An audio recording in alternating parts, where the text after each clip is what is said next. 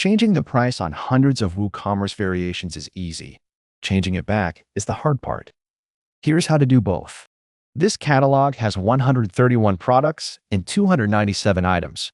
Filter to variable products, and it says 48 products, 214 items. That number is what the change will touch. Pick the field, regular price.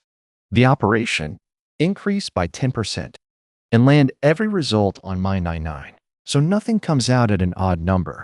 Now the part worth pausing on. Before anything is written, it shows the old price and the new price, item by item. If a row looks wrong here, nothing has happened yet. Apply. It asks first. A catalog-wide write should not be one stray click away. 214 items updated.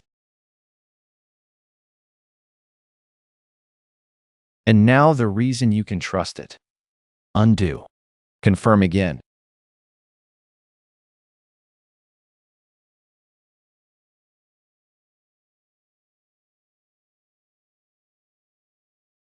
Every one of those 214 prices is back where it started, not recalculated backwards, restored from the values saved before the run, so rounding cannot drift. That is Quick Variable Products Pro.